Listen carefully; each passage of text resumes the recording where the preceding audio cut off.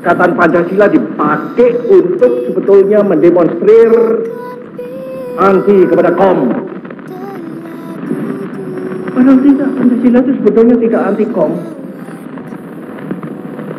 Kaum dalam arti ideologi sosial untuk mendatangkan di sini satu masyarakat sosialistik.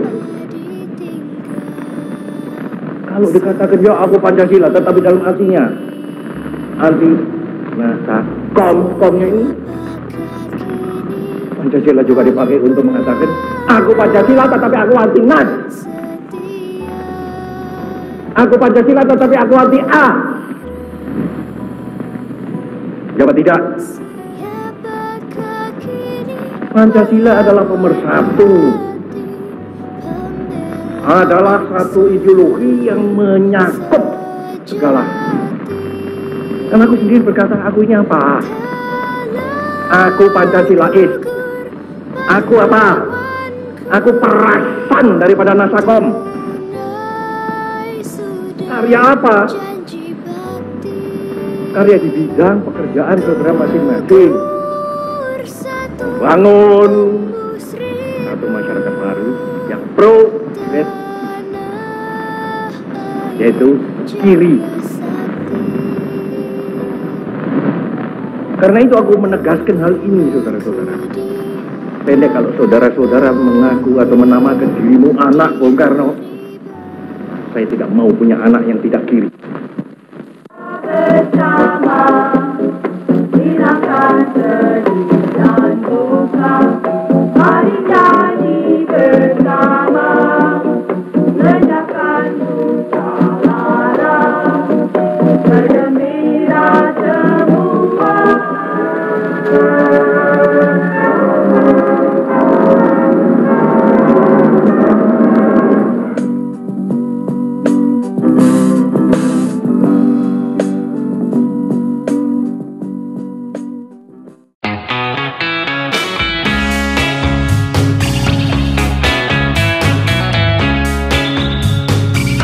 Assalamualaikum warahmatullahi wabarakatuh. Halo guys, selamat datang di podcast Poseidon, podcast sejarah Indonesia. Nah, di episode kita kali ini kita akan membahas sesuatu hal yang berbeda daripada episode sebelumnya. Kan episode sebelumnya kita membahas KMB atau Konferensi Meja Bundar. Nah, pada episode kali ini kita akan membahas lebih dalam tentang pergerakan Nasakom. Apa sih itu Nasakom? Nah, Nasakom itu adalah nasionalis, agama, dan komunisme. Nah, di sini kita akan membahas tentang latar belakang kritik dari pergerakan Nasakom, penyebaran pergerakan Nasakom, dan terakhir ada berakhirnya pergerakan Nasakom, dan yang terakhir last but not least, anjay, ini adalah dampak dari pergerakan Nasakom itu sendiri. Nah, sebelum itu perkenalkan kita dari kelompok 3. Saya Sarah Ramadhani dan teman-teman saya Teresa Setiawan, saya Nela Inania, saya Faila Zara Mika Putri, saya Gisna Gumpaneza, saya Ulan Nurdinjayati, saya Faisal Muhammad Fadilah, yang akan membahas tentang lebih dalam apa itu gerakan Nasakom. Nah, oke, kita akan mulai. Nah, kan sebelum ada gerakan Nasakom ini, otomatis ada yang namanya latar belakang dari terjadinya pergerakan Nasakom, kan? Nggak mungkin tiba-tiba ada pergerakan Nasakom tanpa adanya latar belakang dari gerakan Nasakom. Kira-kira kayak Ulan bisa jelasin nggak sih latar belakang dari pergerakan Nasakom itu? Waduh, boleh banget nih Sarah. Jadi Nasakom adalah sebuah gerakan kan, atau sebuah ideologi lah bahasanya. Pasti gerakan ini tuh dibuat gak secara cuma-cuma atau tanpa alasan, pasti ada alasan di baliknya.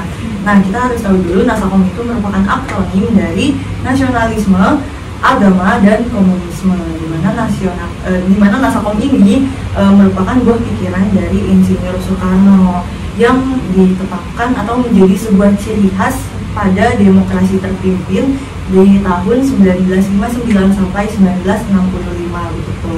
Terus kan yang kita tahu Nasakom ini diimplementasikan atau ditetapkan di Indonesia pada tahun 1959 kan. Nah, padahal Nasakom itu sudah dibuat jauh-jauh hari sebelum 1959, yakni pada tahun 1926, di mana pada saat itu Insinyur Soekarno yang masih muda, yang masih menjadi mahasiswa di Bandung, yakni di ITB, beliau ini berpikir bahwa apa ya ideologi yang cocok dengan kondisi Indonesia pada saat itu gitu. Ternyata menurut pemikiran beliau, menurut pemikiran Insinyur Soekarno, ternyata ideologi yang cocok pada Indonesia pada saat itu adalah Nasakom ini. Beliau merasa kayak Nasakom ini benar, Nasakom ini sesuai dengan keadaan di Indonesia pada saat itu begitu. Jadi Nasakom ini tuh sebenarnya udah ada dari lama kayak 1926. Ya. Tapi si Soekarno, Bapak Soekarno ini belum menyampaikan, kayak belum mempidatokan gitu bahwa adanya gerakan Nasakom. Nah, baru diimplementasikan pada tahun 1959 gitu ya. Jadi orang-orang tahunya Nasakom ini tahun 1959, padahal sudah ada dalam pikiran Soekarno itu tahun 1926. Kita balik lagi ke awal tadi 1959, di mana dalam artikelnya di Surat Kabar Suluh Indonesia Muda, Soekarno ini menulis, dengan jalan yang kurang sempurna kita mencoba membuktikan bahwa paham nasionalisme, Islamisme, dan Marxisme itu dalam negeri jajahan pada bagian tertentu dapat menutupi satu sama lain. Itu tulis Soekarno. Terus beliau juga melanjutkan dengan nasionalisme, Islamisme, dan Marxisme inilah asas-asas yang dipegang teguh oleh pergerakan-pergerakan rakyat yang ada di seluruh Asia. Si Nasakom inilah yang menjadi roh-roh pergerakan di Indonesia pada saat itu begitu, ujar Soekarno di Surat Kabar Suluh Indonesia Muda. Nasakom itu kan terdiri dari 3 pilar kan, tadi ada nasionalisme, agama, dan komunisme, dimana pada saat itu belum ada kata si agama sama komunisme, baru dibilangin kayak nasionalisme, Islamisme, sama Marxisme. Nah, tapi kita bakal bahas nih satu-satu dulu, sebenarnya nasionalisme itu apa, Islamisme itu apa, sama Marxisme itu apa gitu kan. Kalau nasionalisme itu lebih ke paham bahwa kepentingan bersama itu di atas kepentingan pribadi. Contohnya kayak yang kepentingan suatu negara itu tuh harus berada di atas daripada kepentingan pribadi kita masing-masing. Terus habis itu ada Islamisme. Islamisme ini merupakan paham yang mengatur bahwa seluruh negara, seluruh tingkatan yang ada di negara itu harus sesuai dengan syariat atau ajaran Islam. Jadi hukum-hukum yang berlaku harus Islam gitu loh. Terus di negara itu kayak cuma ada Islam, padahal ada berbagai negara, tapi Soekarno tuh kayak cuma mau adanya Islamisme, tapi nggak notice ada bahwa di negara tersebut ada agama lain gitu.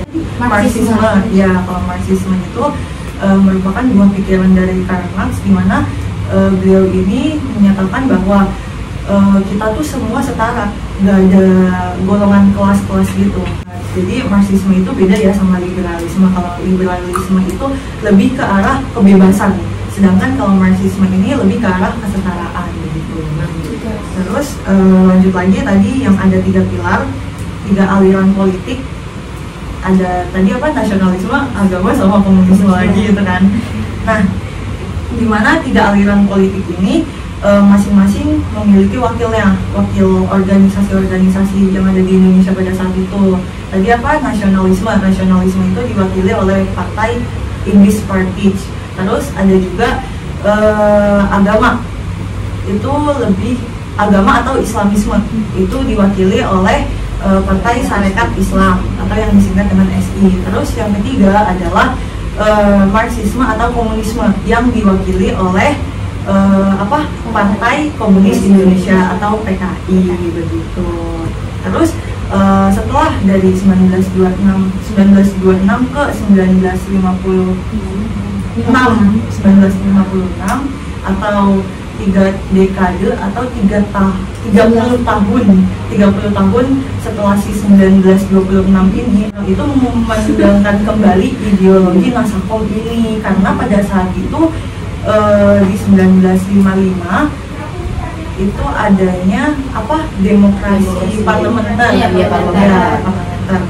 Karena pada saat itu demokrasi parlementer itu dirasa kurang cocok dengan Indonesia. Itu menurut Soekarno ya, karena pada saat itu demokrasi parlementer itu lebih ke arah kaum borjuis, atau lebih lebih menguntungkan kaum borjuis lah daripada si kaum proletar itu.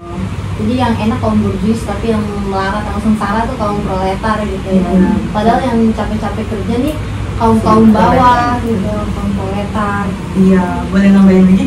Boleh. Jadi yang tadi ada si kaum borjuis sama kaum proletar itu disebut dengan sistem parlementer, dan ini tuh juga dikutip ada bukunya juga.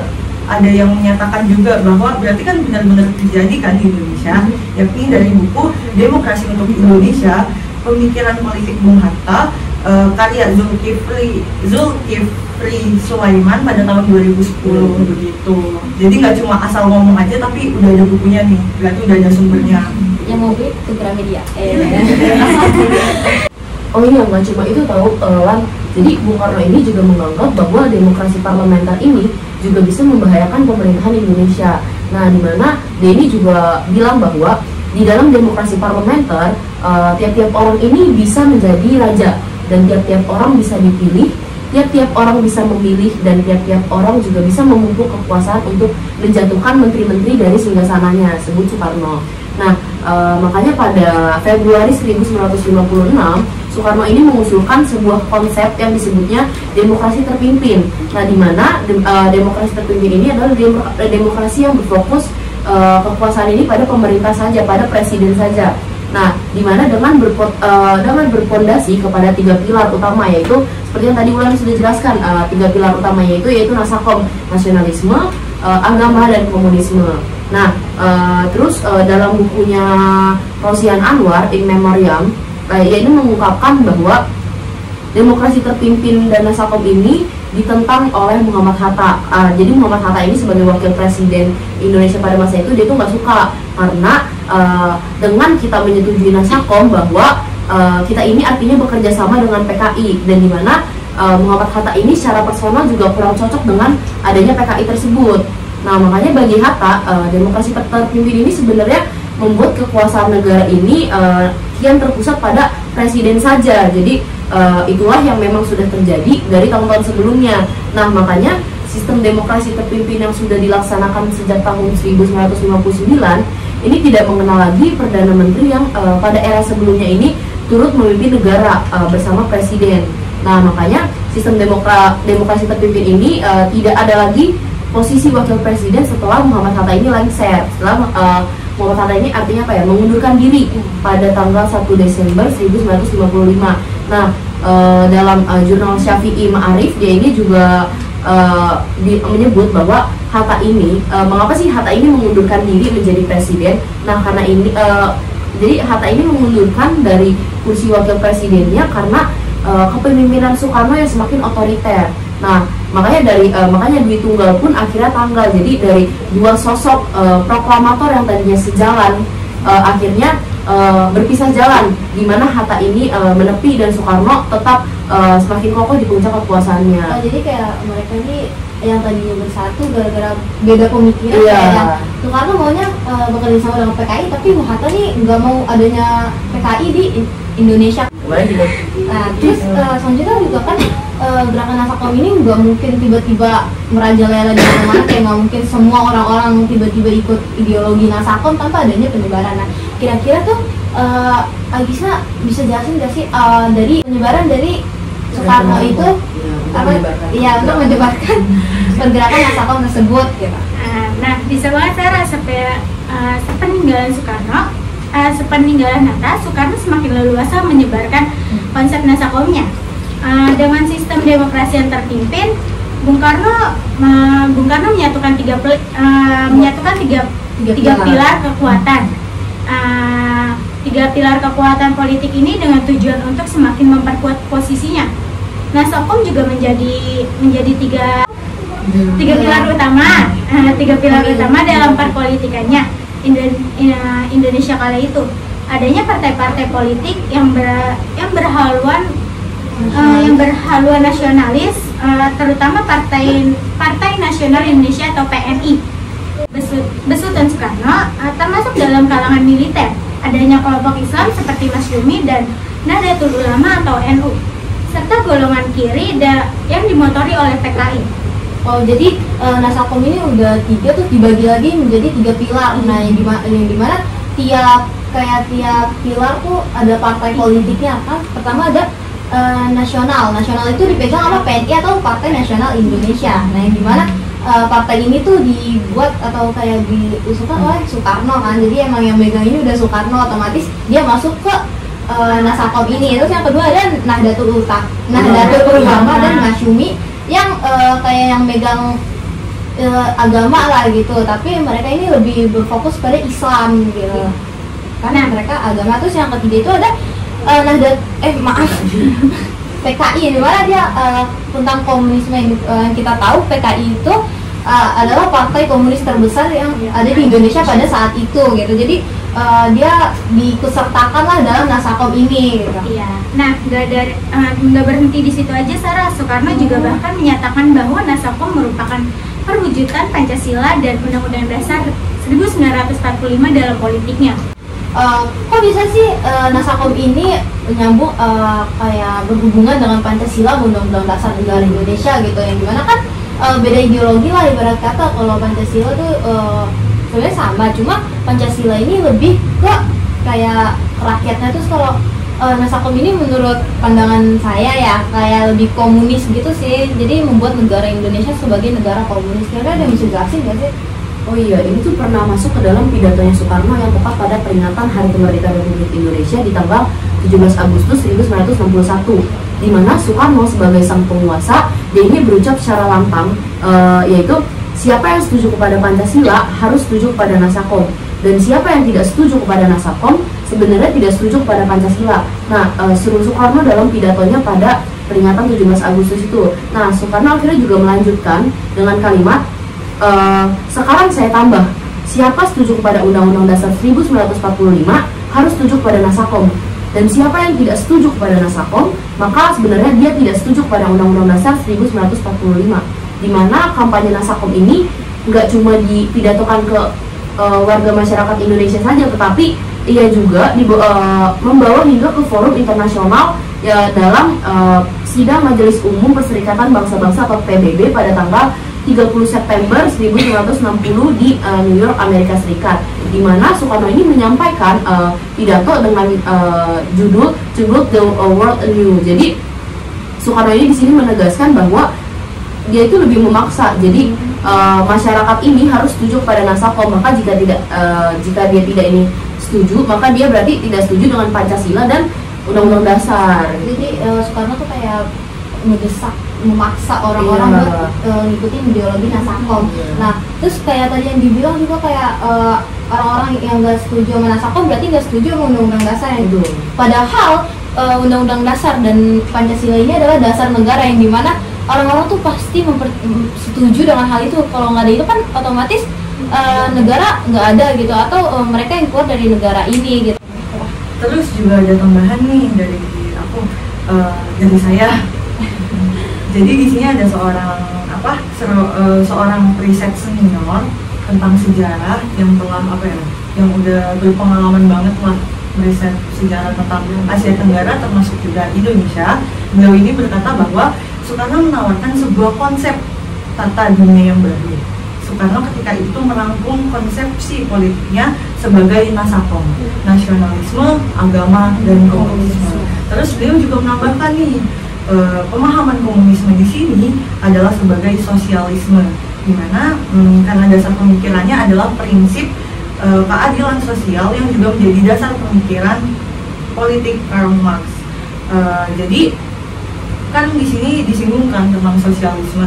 Sosialisme itu berarti sebuah paham yang yang mengatur bahwa keadilan sosial lah, adanya keadilan sosial. Jadi nggak ada tingkatan kelas itu tadi, mirip sama si Marxisme sama sama komunisme itu. Apa ya mikirnya? Jadi ya di situ agak mirip-mirip lah, ya kan. Terus di sini juga ada tambahan lagi nih dari si Bernhard Dam ini. Beliau berkata, jadi Soekarno yakin bahwa perbedaan dan perpecahan dunia dalam persaingan ideologi saat itu bisa dijawab dengan menghormati nasionalisme, agama, dan prinsip sosialisme. Jadi beliau ini sangat kekeh banget ya, kelihatannya kayak yang ayolah Nasakom diimplementasikan di Indonesia. Oke, kan tadi udah nih tentang penyebarannya. Jadi tadi sudah disebut bahwa PKI ini Nasakom ini sudah mulai hancur. Nah, kan karena sudah mulai hancur, terus otomatis masyarakat pada berbondong-bondong kayak bukan menyuarakan suaranya gitu, kayak nggak percaya gitu. Terus kan kira-kira ada nggak sih kritikan dari masyarakat yang tertuju langsung kepada Nasakom itu gitu, atau dari iya instalasi-instalasi lain lah gitu. Kayak di sini aku mungkin coba ngejelasin ya, tapi dari tadi kan kita kayak udah serius banget nih, mulai dari latar belakang penyebaran juga udah dijelasin. Kayak gimana kalau misalnya kita coba minum dulu bareng-bareng, kita cheers biar nggak serius-serius banget gitu. Saya tadi kayak tegang banget kita kan. Ayo kita coba 3. Oke, sini juga ada makanan guys, jangan lupa. Oke, jangan lupa Jangan lupa makan ya. Ini juga boleh makan guys. Oke, jadi ngomongin soal kritik, gerakan Nasakom ini diperkenalkan oleh Yen Soekarno kan. Nah, ini juga menimbulkan kritik yang mencerminkan ketidaksukaan atau ketidaksesuaian dari berbagai kalangan gitu. Dari berbagai kalangan berarti bukan dari masyarakat biasa doang gitu. Ini salah satu contohnya itu dari penolakan dari militer. Nah, banyak anggota TNI Angkatan Darat ini tuh menolak konsep Nasakom. Nasakom. Nah, terutama integrasi antara komunisme, agama, dan juga nasionalisme. Kenapa sih? Nah, mereka tuh berpendapat bahwa komunisme ini tuh bertentangan dengan nilai-nilai agama yang tidak sesuai dengan Pancasila gitu. Nah, penolakan ini juga menyebabkan ketegangan antara militer dan juga pemerintah di Indonesia, dengan kayak dimana TNI Angkatan Darat ini merasa bahwa salah satu itu tadi kamu sempat singgung partai terbesar yaitu PKI ya. PKI itu dia semakin berkuasa lah di Indonesia karena adanya Nasakom ini. Nah, selanjutnya itu yang kedua ada kekhawatiran terhadap dominasi PKI. Lagi-lagi PKI nih. Dengan semakin menonjolnya peran PKI dengan bantuan dari si Nasakom ini, banyak kalangan yang merasa kayak kok yang berkuasa tuh itu lagi gitu. Terus kayak orang-orang di sekitarnya yang nggak punya kuasa tuh jadinya ya dia lagi. Nah, selanjutnya ada lagi itu kritik terhadap demokrasi terpimpin. Tadi kan udah sempat disinggung kalau misalkan Nasakom ini kayak pemerintah yang otoriter, yang dijalannya itu mungkin kayak menguntungkan pemimpinan saja gitu. Demokrasi terpimpin ini mengurangi partisipasi politik dan pemusatan kekuasaan pada satu tangan, yaitu Soekarno. Ini kan yang nyiptain Nasakom ini kan si Soekarno kan. Otomatis kayak dia juga membuat hal-hal yang pastinya menguntungkan dia gitu, nggak merugikan dia gitu. Ya kayak karena diuntunginnya itu hanya satu pihak aja gitu, jadi masyarakat juga jadi ngerasa kayak loh kok jadi kayak gini gitu, jadi merugikan masyarakat yang biasa yang nggak punya kekuasaan gitu, jadinya kayak gitu. Nah, jadi itu sih yang aku tahu, tapi kayak mungkin dari yang lain bisa nambahin. Kayaknya saya kepikiran beberapa poin penting lagi deh, kayak misalnya tuh kayak adanya pro kontra di masyarakat. Masyarakat Indonesia itu pasti menjadi pro kontranya, pasti adalah pro kontranya. Terus banyak sekali orang yang mungkin ragu terhadap ideologi komunis ini, terhadap Nasakom. Ideologi komunis merasa bahwa kolaborasi dengan PKI ini dapat membahayakan integritas bangsanya sendiri. Ya, karena yang udah kita tahu juga PKI itu komunis ya, dan katanya aja udah serem gitu. Nah, terus ada juga tuh pihak-pihak yang menentang Nasakom ini, pihak-pihak yang menentang Nasakom ini tuh seringkali dituduh sebagai anti Pancasila, menggiring opini masyarakat untuk memaksakan ke ideologinya. Jadi yang kontra ini sulit menyuarakannya, suaranya dituduh anti Pancasila. Ada lagi yang saya kepikiran itu kegagalan fungsi legitimasi. Iya, legitimasi itu yang saya pikirin. Legitimasi itu merupakan sejauh mana sih orang-orang mempercayai atau mempercayai pemimpinnya. Contoh kasarannya lah kayak misalnya pemimpin mempunyai usulan, tapi itu masyarakat masih ragu atau masih belum mau percaya lah terhadap pemimpinnya itu sendiri. Nah, salah satu kritik utama adalah kegagalan fungsi legitimasi dari Nasakom dengan menjalankan tujuannya. Ketidakmampuan untuk melaraskan beberapa ideologi. Berarti Nasakom ini bisa dibilang nggak masuk nggak sih, kayak menyatukan beberapa ideologi. Kan di sini cuma ada 3 ideologi dong, berarti nasionalisme, agama, dan komunisme, dan ideologi itu terbagi kayak banyak lah. Jadi ya pikiran orang pasti memiliki ideologi yang berbeda dong. Nah, dan Nasakom ini pengen banget semua orang memiliki ideologi yang sama kayak 3 ideologi tersebut gitu. Kan ini udah nih tadi latar belakang, terus penyebaran, terus kritik gitu. Terus ada nggak sih akhir dari Nasakom ini? Kan tadi juga udah sempat disinggung adanya G30 SPKI. Nah, ada yang bisa jelasin nggak sih G30 SPKI itu apa sih yang menyebabkan Nasakom ini kan berhenti, terus adanya G30 SPKI gimana berhentinya akhirnya Nasakom, ya runtuhnya Nasakom di negara Indonesia ini gitu. Nah, saya mau ngejelasin nih Sarah, masa berakhirnya Nasakom diawali dengan gerak peristiwa September Kelabu atau G30 SPKI atau Gesto. Nah, hal ini tuh terjadi karena sekelompok orang yang mengaku sebagai anggota PKI, terus dia tuh mengaku sebagai dia melakukan kudeta yang gagal. Jadi kan terjadi kayak perpecahan banget kan antara masyarakat sama militer ini. Nah, jadi menimbulkan kekerasan antara masyarakat dan militer. Terus habis itu ya masyarakat makin gak percaya bahwa kayak bahwa Nasakom ini bakalan jalan terus lah seiring jalannya waktu. Terus kayak masyarakat mulai makin gak percaya tentang PKI. Jadi kayak beberapa partai-partai itu yang mulai menjauhkan diri dari Nasakom, menjauhkan diri dari partai PKI. Nah, kan kita mempunyai 2 partai Islam besar kan. Nah, itu tuh Nahdlatul Ulama dan satu lagi Masyumi. Nah, Masyumi ini juga ikut ngejauhin dari ngejauhin dari PKI. Habis itu doktrin yaitu asas tunggal Pancasila oleh rezim Orde Baru. Pancasila didefinisikan sebagai ideologi tunggal. Pancasila tidak boleh terlalu ke kiri dan ke kanan. Dengan semakin kuatnya posisi militer di bawah pimpinan Jenderal Soeharto, di Indonesia ini memasuki era Orde Baru. Soeharto menggantikan Soekarno, menggantikan sebagai presiden secara resmi dan membubarkan PKI. Nah, dan mengakhiri semua bentuk kerjasama politik yang melibatkan komunis. Ini menandai bahwa berakhirnya era Nasakom dan penerapan ideologi demokrasi terpimpin.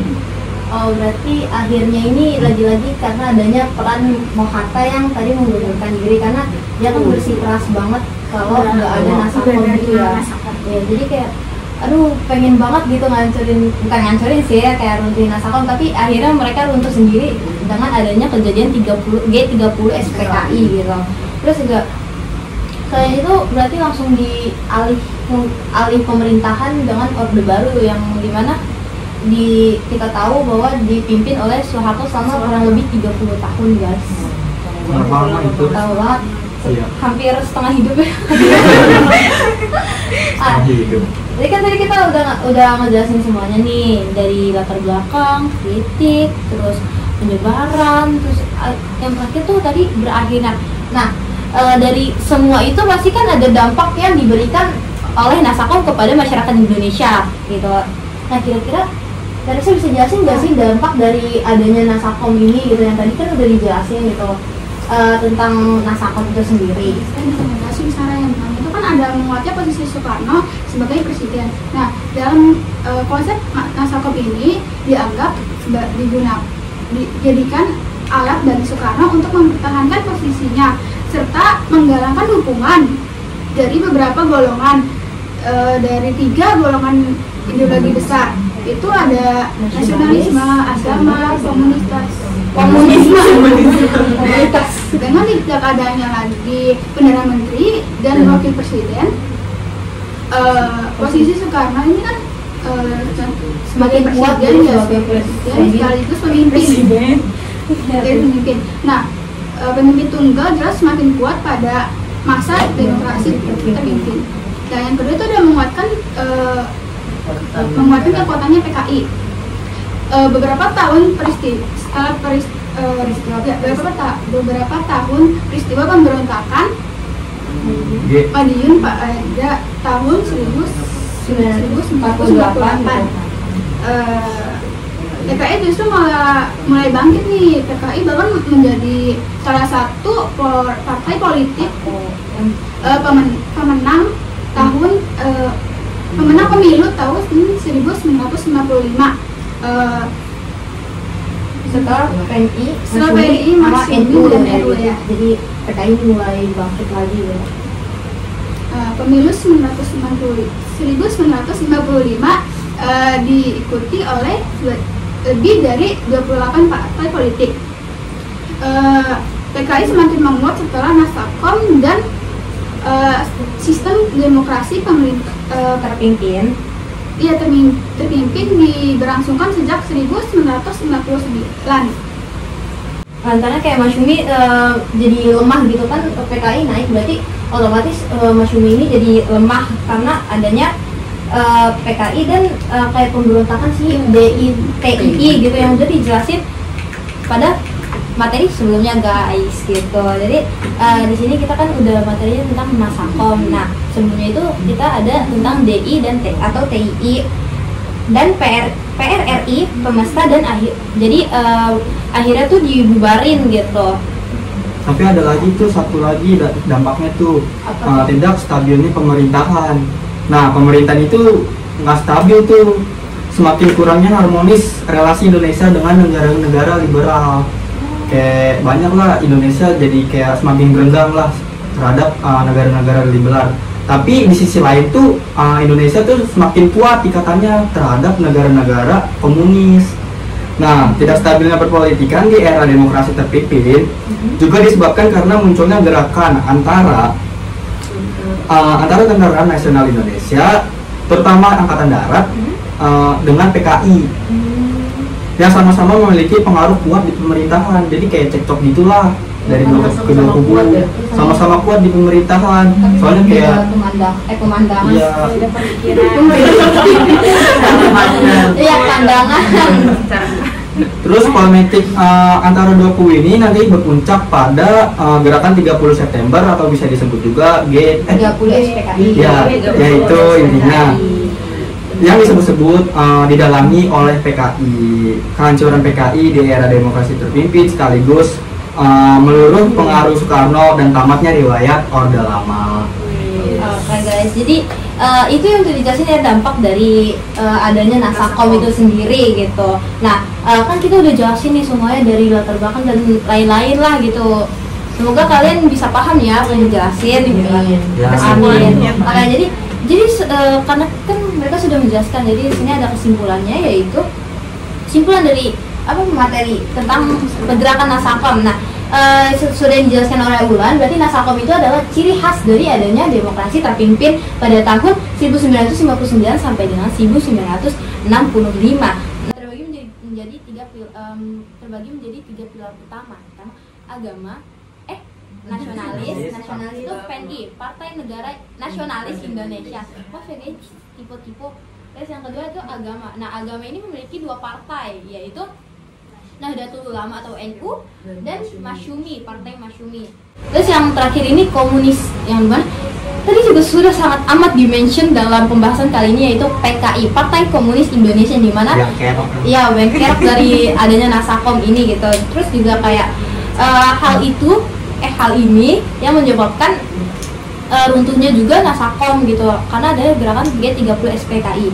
Nah, dari situ juga ada muncullah berbagai kritik dari masyarakat gitu. Pertama dari militer. Nah, militer kan memiliki 2 pandangan yang berbeda. Apalagi si militer ini sangat amat menjaga negaranya gitu. Tapi komunis ini rata-rata kan nggak bisa bilang merusak juga ya, tapi terlalu menekankan negara itu lah. Jadi militer ini atau TNI ini kurang suka dengan adanya komunisme itu sendiri ya. Terus yang selanjutnya itu adanya dominasi PKI, lagi-lagi dominasi PKI, karena orang-orang tuh terlalu menggunakan sangat amat. Jadi mereka itu nggak suka sama PKI. Beberapa orang tidak menyukai PKI karena lagi-lagi dia terlalu memegang kuasa gitu ya. Jadi semua kuasa harus ada di dia, karena itu komunis gitu. Terus adanya pro kontra masyarakat. Tadi yang udah di-mention juga sama Naila dan Faisal, bahwa orang-orang yang setuju dengan Pancasila atau Undang-Undang Dasar harus setuju dengan Nasakom. Nah, a few moments later. Semoga penjelasan dari kami semua dapat dipahami oleh kalian dengan baik. Nah, ini kan hari Minggu Azan juga. Kita akan mengakhiri podcast kali ini. Oke, berakhirlah podcast Poseidon atau podcast sejarah Indonesia pada episode kali ini. Bye bye. Terima kasih guys.